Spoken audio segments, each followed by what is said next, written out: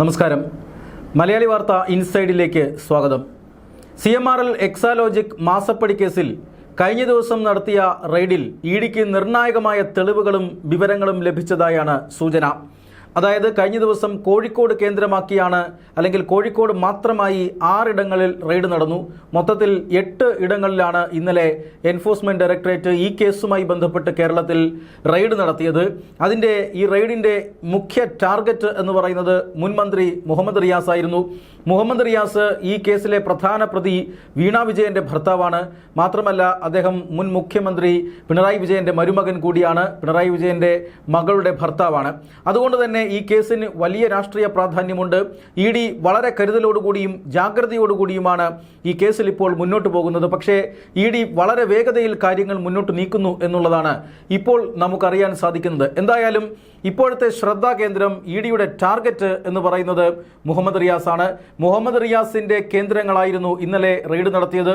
മുഹമ്മദ് റിയാസിൻ്റെ വസതി, അതോടൊപ്പം തന്നെ മുഹമ്മദ് റിയാസിൻ്റെ അടുത്ത സുഹൃത്തുക്കളുടെ വസതികൾ, ഇവിടെയൊക്കെയാണ് ഇന്നലെ റെയ്ഡ് നടത്തിയത്. ഇഡിക്ക് ഇതുവരെ വാർത്തകളിൽ ചർച്ചയായിട്ടില്ലാത്ത ഒട്ടനവധി വിവരങ്ങൾ കഴിഞ്ഞ ദിവസം റെയ്ഡിന് പോകും മുമ്പ് ഇഡിയുടെ കയ്യിലുണ്ടായിരുന്നു എന്ന് വേണം മനസ്സിലാക്കാൻ. കാരണം ഇഡിയുടെ ഏറ്റവും പ്രധാനപ്പെട്ട ശ്രദ്ധാകേന്ദ്രം മുഹമ്മദ് റിയാസും സുഹൃത്തുക്കളുമായിരുന്നു. അതായത് മുഹമ്മദ് റിയാസുമായി വളരെ അടുത്ത ബന്ധം പുലർത്തുന്ന, മുഹമ്മദ് റിയാസിന്റെ മനസാക്ഷി സൂക്ഷിപ്പുകാർ എന്നൊക്കെ അറിയപ്പെടുന്ന DYFI നേതാക്കന്മാരും അതുപോലെ തന്നെ CPMന്റെ ജില്ലാ സെക്രട്ടേറിയറ്റ് അംഗമായ നിഖിൽ, ഇവരുടെയൊക്കെ കേന്ദ്രങ്ങളിലാണ് ഇന്നലെ പരിശോധന നടത്തിയത്. ഈ പരിശോധനയ്ക്ക് പിന്നിൽ 2 കമ്പനികൾ കേന്ദ്രീകരിച്ച് നടത്തിയ ദുരൂഹ ഇടപാടുകളായിരുന്നു എന്നാണ് എൻഫോഴ്സ്മെന്റ് ഡയറക്ടറേറ്റ് നൽകുന്ന സൂചന.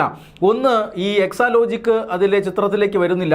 എക്സാലോജിക് എന്ന കമ്പനിയാണ് നമ്മൾ ഇതുവരെ ചർച്ച ചെയ്തതെങ്കിൽ മറ്റ് 2 കമ്പനികളുടെ പേരുകൾ കൂടി കഴിഞ്ഞ ദിവസം മുതൽ ചർച്ചയാവുകയാണ്. അതിലൊന്നാമത്തേത് വീണ വിജയന്റെയും അതുപോലെ തന്നെ മുഹമ്മദ് റിയാസുമായും ബന്ധമുള്ള ലേക്കർ ഇന്ത്യ എന്ന് പറയുന്ന മറ്റൊരു കമ്പനിയാണ്. അതോടൊപ്പം തന്നെ സൊലൈസ് എന്ന് പറയുന്ന മറ്റൊരു പരസ്യ കമ്പനി. ഈ 2 കമ്പനികളിലും ദുരൂഹമായ നിക്ഷേപം മുഹമ്മദ് റിയാസിനും ഭാര്യ വീണ വിജയനും ഉണ്ട് എന്നാണ് ഇഡി ഇപ്പോൾ കണക്ക് കൂട്ടുന്നത്. ഈ നിക്ഷേപത്തിന്റെ സാമ്പത്തിക ഉറവിടം എന്ത് എന്നതാണ് ഇഡി ഇപ്പോൾ അന്വേഷിക്കുന്നത്. തീർച്ചയായും 2.78 കോടി രൂപ മാത്രമാണ് മാസപ്പടി കേസിലെ ഈ പ്രൊസീഡ്സ് ഓഫ് ക്രൈം എന്ന് പറയുന്നത്. ഇത് എവിടെയാണ് നിക്ഷേപിച്ചിരിക്കുന്നത് എന്ന് കണ്ടെത്താനാണ് ഇഡി ഇപ്പോൾ അന്വേഷിച്ചു തുടങ്ങുന്നത്. ആ വഴിയെ ഇഡി സഞ്ചരിക്കുമ്പോൾ മറ്റു പല പ്രധാനപ്പെട്ട ക്രമക്കേടുകളും ഇഡിയുടെ മുന്നിൽ വരുന്നു എന്നുള്ളതാണ് സത്യം. അതായത് മുഹമ്മദ് റിയാസ്, PA മുഹമ്മദ് റിയാസ് മുൻ മന്ത്രിയായിരുന്നു. അദ്ദേഹത്തിന്റെ ഭാര്യയാണ് വീണ വിജയൻ. അതോടൊപ്പം തന്നെ ഈ പ്രൊസീഡ്സ് ഓഫ് ക്രൈം നിക്ഷേപിച്ചിരിക്കുന്ന കമ്പനികൾ ഏതൊക്കെ എന്ന് കണ്ടെത്താനുള്ള ശ്രമത്തിനിടയിലാണ് ഈ 2 കമ്പനികളും ഇഡിയുടെ റഡാറിൽ വരുന്നത്. ഒന്ന് ലേക്കർ ഇന്ത്യ, രണ്ടാമത്തേത് സൊലൈസ്. രണ്ടാമത്തേതൊരു അഡ്വർടൈസ്മെന്റ് കമ്പനിയാണ്, ഒരു പരസ്യ കമ്പനിയാണ്. ഇവിടെ വൻ തുകയുടെ നിക്ഷേപം മുഹമ്മദ് റിയാസിനും അതുപോലെ തന്നെ വീണ വിജയനുമുണ്ട്. ഈ പറയുന്ന ലേക്കർ ഇന്ത്യ എന്ന് പറയുന്ന കമ്പനിയിലും ഇത്തരത്തിൽ വീണ വിജയന്റെ കമ്പനിയാണ് എന്ന സൂചന ലഭിക്കുന്നുണ്ട്. മാത്രമല്ല ഈ ലേക്കർ ഇന്ത്യ പൂർണ്ണമായും ഒരു ഷെൽ കമ്പനിയാണ് എന്നാണ് ഇപ്പോൾ ഇഡി വിലയിരുത്തുന്നത്. അതീവ ഗുരുതരമായ ഒരു കുറ്റകൃത്യമാണത്. കള്ളപ്പണം വെളുപ്പിക്കാനും അതോടൊപ്പം തന്നെ അഴിമതി പണം നിക്ഷേപിക്കാനും ഒക്കെയാണ് ഇത്തരത്തിൽ ഷെൽ കമ്പനികൾ രൂപീകരിക്കുന്നത്. മുൻ മുഖ്യമന്ത്രിയുടെ മകൾ, മുൻ മന്ത്രിയുടെ ഭാര്യ, ഇവരുടെ പേരിൽ ഒരു ഷെൽ കമ്പനി കേരളത്തിൽ രൂപീകരിച്ചു എന്ന് പറഞ്ഞാൽ തീർച്ചയായും അത് ഗുരുതരമായ സാമ്പത്തിക കുറ്റകൃത്യമാണ്. ഈ പറയുന്ന ലേക്കർ ഇന്ത്യക്ക് നൽകിയിരിക്കുന്ന രജിസ്റ്റേർഡ് മേൽവിലാസം, അങ്ങനെ ഒരു മേൽവിലാസം വിശദമായി പരിശോധിച്ചപ്പോൾ മേൽവിലാസത്തിൽ അങ്ങനെ ഒരു കമ്പനിയേ ഇല്ല എന്നാണ് കണ്ടെത്തിയിരിക്കുന്നത്. അതിപ്പോൾ എക്സാലോജിക് ആയാലും അങ്ങനെ തന്നെയാണ്. ഒന്നാം തരം ഷെൽ കമ്പനികളുടെ എല്ലാ ചേരുവകളുമുള്ള കമ്പനികളാണ് എക്സാലോജിക്കും അതുപോലെ തന്നെ ഈ പറയുന്ന ലേക്കർ ഇന്ത്യയും. എക്സാലോജിക്കിന്റെയും സ്ഥിതി അത് തന്നെയാണ്. CPM സംസ്ഥാന കമ്മിറ്റി ഓഫീസിന്റെ അഡ്രസ്സാണ് ഈ എക്സാലോജിക്കിന്റെ രജിസ്റ്റേർഡ് ഓഫീസായി രേഖപ്പെടുത്തിയിരിക്കുന്നത്.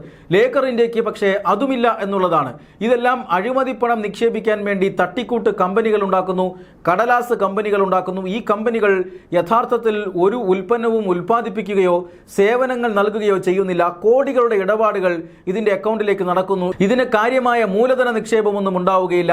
പക്ഷേ ഇടപാടുകൾ, അത് കോടിക്കണക്കിന് രൂപയുടെ ഇടപാടുകൾ നടക്കും.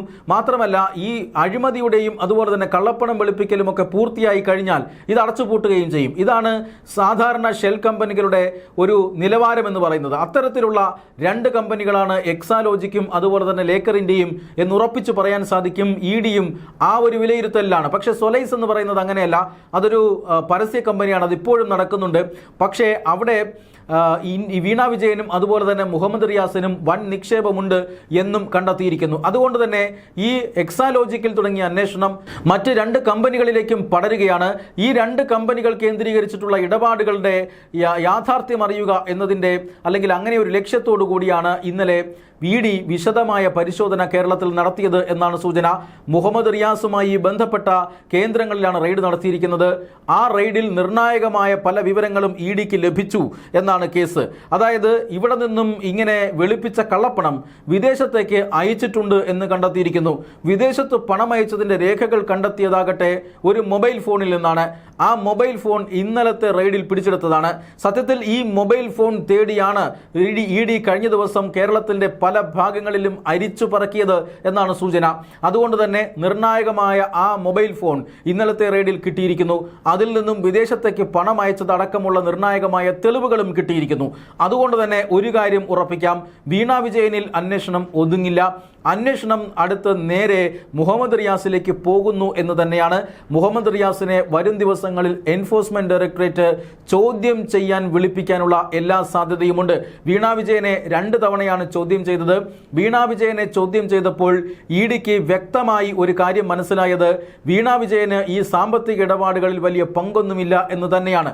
വീണ വിജയനെ മുൻനിർത്തിക്കൊണ്ട് വീണ വിജയന്റെ പേരിൽ വീണ വിജയന്റെ അക്കൗണ്ടുകളിലൂടെ മറ്റാരോ ഇത്തരം ദുരൂഹ സാമ്പത്തിക ഇടപാടുകൾ നടത്തിയിട്ടുണ്ട് എന്ന് ഇഡിക്ക് പിടികിട്ടിയിരുന്നു. അതാര് എന്ന അന്വേഷണമാണ് ഇഡി നടത്തിയത്. പക്ഷേ ആ അന്വേഷണം ചെന്നെത്തിയത് മുഹമ്മദ് റിയാസിലേക്കാണ് എന്ന സൂചനയാണ് ഇപ്പോൾ വരുന്നത്. അതുകൊണ്ട് തന്നെ ഈ ദുരൂഹ ഇടപാടുകൾക്കെല്ലാം പിന്നിൽ മുഹമ്മദ് റിയാസ് ആയിരുന്നു. കാരണം ഈ പറയുന്ന വീണ വിജയന്റെ ഇടപാടുകളെ കുറിച്ചുള്ള വീണ വിജയന്റെ കമ്പനി ആയിക്കോട്ടെ, അക്കൗണ്ടുകളായിക്കോട്ടെ, ഇവിടെയുള്ള ഇടപാടുകളെ കുറിച്ചൊന്നും ഏകദേശ അല്ലെങ്കിൽ ഒരു സാധാരണ ധാരണ പോലും വീണ വിജയൻ ഉണ്ടായിരുന്നില്ല. അതുകൊണ്ടാണ് അന്വേഷണം മുഹമ്മദ് റിയാസിലേക്ക് മാറിയത്. ഈ പറയുന്ന പരസ്യ കമ്പനി, അതോടൊപ്പം തന്നെ മറ്റൊരു പ്രധാനപ്പെട്ട കമ്പനിയായ ലേക്കർ ഇന്ത്യ, ഇതെല്ലാം ഇപ്പോൾ അന്വേഷണ വിധേയമായിക്കൊണ്ടിരിക്കുകയാണ്. നിർണായകമായ തെളിവുകൾ ലഭിച്ചിരിക്കുന്നു. പണം വിദേശത്ത് അയച്ചിരിക്കുന്നു. ഈ പണം വിദേശത്ത് അയച്ചിരിക്കുന്നു എന്നതിന്റെ തെളിവുകൾ ലഭിച്ച സ്ഥിതിക്ക് ഇതുമായി ബന്ധപ്പെട്ട വ്യക്തികളെയും അതോടൊപ്പം തന്നെ ഇതിനെല്ലാം നേതൃത്വം കൊടുക്കുന്ന മുഹമ്മദ് റിയാസിനെയും ഒരുപക്ഷെ ഇഡി ചോദ്യം ചെയ്യാൻ വിളിപ്പിക്കാനുള്ള സാധ്യതയുണ്ട്. ഈ റെയ്ഡിനെ CPM കേന്ദ്രങ്ങൾ പക്ഷേ അതീവ ഗൗരവമായിട്ടാണ് കാണുന്നത്. നേരത്തെ പറഞ്ഞത് എക്സാലോജിക്കും അതുപോലെ തന്നെ മറ്റേ CMRL-ഉം 2 സ്വകാര്യ കമ്പനികളാണെന്നും ഈ 2 കമ്പനികളും നടത്തുന്ന ഇടപാടുകളിൽ പാർട്ടിക്ക് കാര്യമില്ലെന്നും പിണറായി വിജയൻ താമസിച്ച വീട്ടിൽ റെയ്ഡ് നടത്തിയത് കൊണ്ട് മാത്രമാണ് അന്നൊരു ചെറിയ പ്രതിരോധം ഉണ്ടായതെന്നുമൊക്കെയാണ് പാർട്ടി വിശദീകരിച്ചത്. ഇനി ഈ കേസിൽ ഇടപെടാൻ തങ്ങളില്ല എന്നൊക്കെ പറഞ്ഞിരുന്ന പാർട്ടി മുഹമ്മദ് റിയാസിലേക്ക് അന്വേഷണം എത്തിയതോടുകൂടി വീണ്ടും ചാടി വീഴുകയാണ്. പിണറായി വിജയന്റെ കാര്യത്തിൽ ഒരിക്കൽ ചാടി വീണ് കൈ പൊള്ളിയതാണ്. ഈ പറയുന്ന ഇഡിയുടെ ഉദ്യോഗസ്ഥരെ CPM അംഗങ്ങളും ഗുണ്ടകളും ചേർന്ന് ആക്രമിക്കുകയും അത് വലിയ കേസാവുകയും ഒക്കെ ചെയ്തിരുന്നു. അതിനുശേഷം CPM-ഓ അതുപോലെ തന്നെ പാർട്ടി ഗുണ്ടകളോ ഒന്നും ഇഡിയുടെ പരിശോധന നടക്കുന്ന ആ ഭാഗത്തേക്ക് എങ്ങും വരികയില്ല. കഴിഞ്ഞ ദിവസവും റെയ്ഡ് നടന്നിരുന്നു. വളരെ സുഗമമായി തന്നെ റെയ്ഡ് നടന്നു. ആരും അവിടെ മുദ്രാവാക്യം വിളിയുമായി എത്തിയില്ല എന്നുള്ളത് നമ്മൾ കാണണം. എന്നാൽ പാർട്ടി ഇപ്പോൾ വളരെ രാഷ്ട്രീയമായും അതുപോലെ തന്നെ നിയമപരമായും ഇതിനെ നേരിടുമെന്ന് പ്രഖ്യാപിച്ചിരിക്കുകയാണ്. അതായത് മുഹമ്മദ് റിയാസിന് നേരെയുള്ള രാഷ്ട്രീയ ആക്രമണമാണ് റെയ്ഡുകൾ എന്ന് പാർട്ടി നിലപാടെടുത്തിരിക്കുന്നു. പാർട്ടിയുടെ ജില്ലാ സെക്രട്ടറിയും സംസ്ഥാന സെക്രട്ടറിയും ഒരേ സ്വരത്തിൽ മുഹമ്മദ് റിയാസിനെ സംരക്ഷിക്കാനായി രംഗത്ത് വരുന്നുണ്ട്. മുഹമ്മദ് റിയാസും ഈ കാര്യങ്ങൾ രാഷ്ട്രീയ പ്രേരിതമാണെന്നും തങ്ങൾക്കൊന്നും മറയ്ക്കാനില്ലെന്നും ഏതു തരത്തിലുള്ള അന്വേഷണവും നടത്തിക്കോട്ടെ എന്നുമുള്ള നിലപാടിലാണ്. അദ്ദേഹം അതിന്ന് മാധ്യമപ്രവർത്തകരോട് തുറന്നു പറയുകയും ചെയ്തു. അതുകൊണ്ട് തന്നെ താൻ ഇത്തരം റെയ്ഡുകളിൽ പേടിച്ച് ഒളിച്ചോടാൻ പോകുന്നില്ല എന്ന നിലപാടും മുഹമ്മദ് റിയാസ് സ്വീകരിക്കുകയാണ്.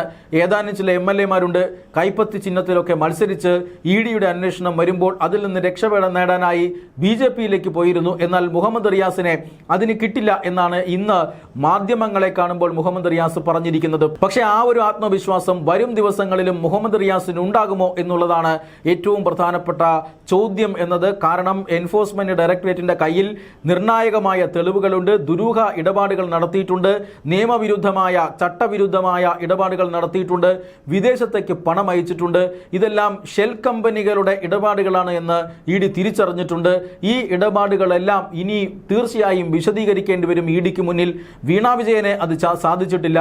ഇനി മുഹമ്മദ് റിയാസിനെ കൊണ്ട് അത് പറയിപ്പിക്കാനായിരിക്കും ഇ ഡിയുടെ ശ്രമം. വരും ദിവസങ്ങളിലും ഇതേ ആത്മവിശ്വാസം മുഹമ്മദ് റിയാസ് പ്രകടിപ്പിക്കുമോ എന്നറിയില്ല. CPM കേന്ദ്രങ്ങളിൽ പക്ഷേ ആശങ്ക പടരുകയാണ്.